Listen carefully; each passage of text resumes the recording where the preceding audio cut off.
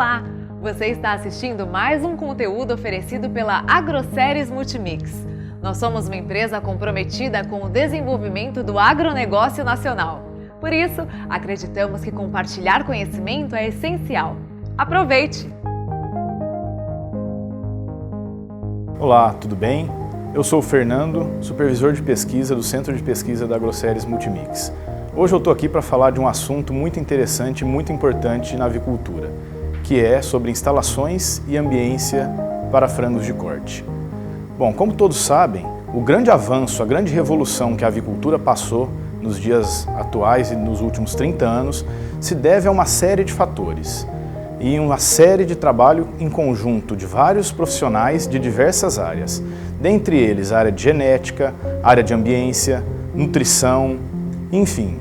A avicultura hoje se transformou numa atividade industrial, um pouco diferente do que era feito no passado. No passado nós tínhamos uma situação totalmente extensiva, totalmente dependente de fatores externos, e hoje as criações atuais de frango de corte estão dentro de galpões que proporcionam condições para a ave expressar o máximo de seu desempenho junto com uma nutrição adequada. O que nós temos hoje também é que nessas instalações nós conseguimos aumentar de modo significativo a produtividade, passando a densidades de aproximadamente 14 a 20 aves por metro quadrado.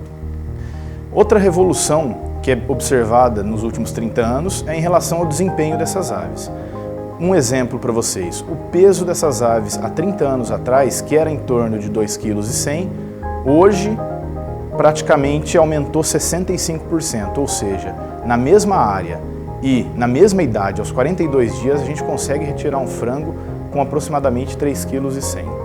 Então, gente, um dos fatores que contribuiu para essa revolução no setor, para esse aumento de produtividade, foi a utilização de construções zootécnicas, de instalações que proporcionam uma correta dissipação do calor corporal produzido por essas aves e também uma renovação constante do ar e dos gases no interior dessa instalação, principalmente de modo a minimizar os fatores estressantes do calor e das adversidades externas.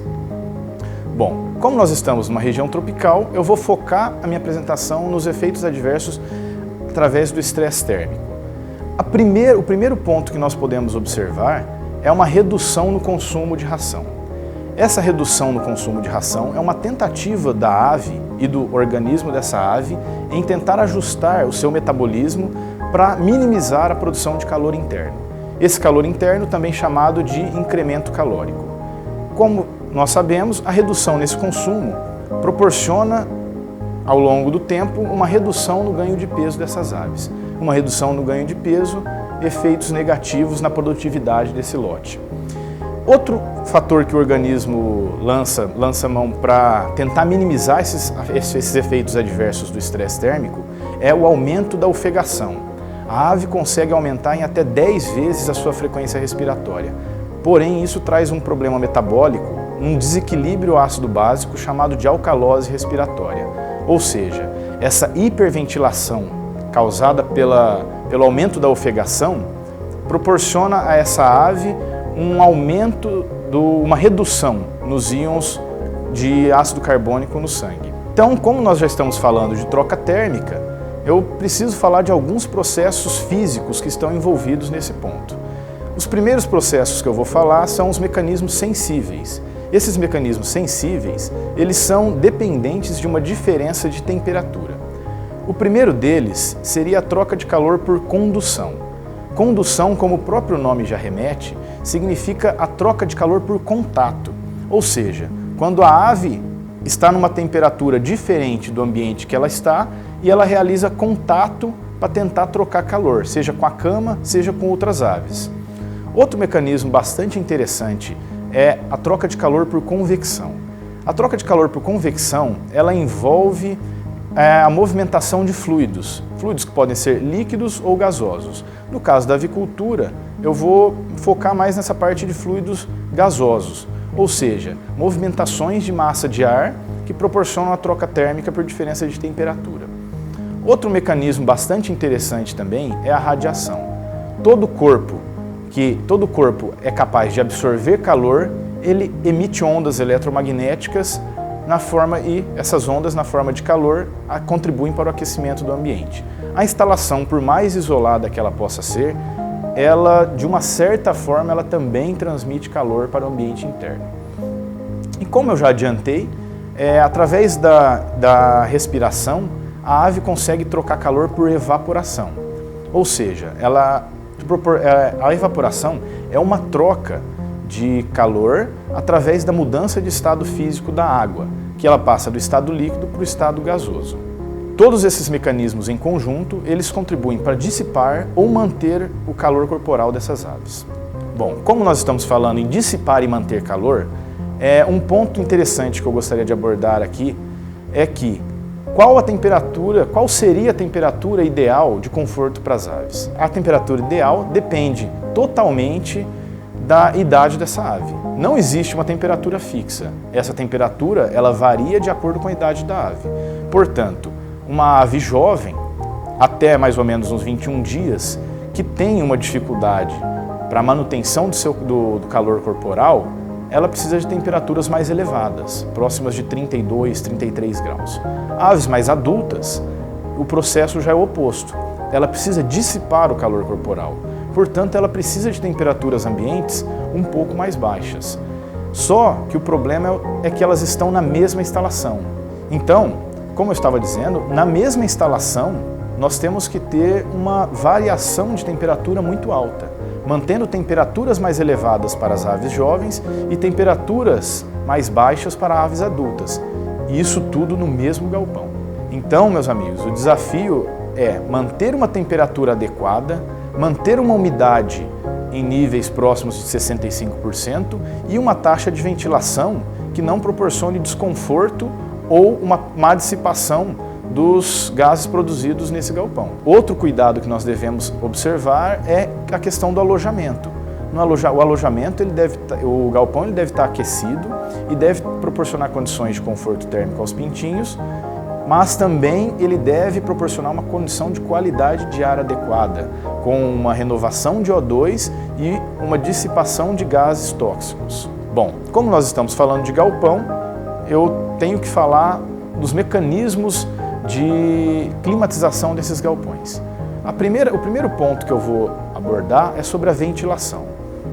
A ventilação ela pode ser natural, ou seja, quando esse galpão ele é aberto e ele recebe todas as variações decorrentes do ambiente externo.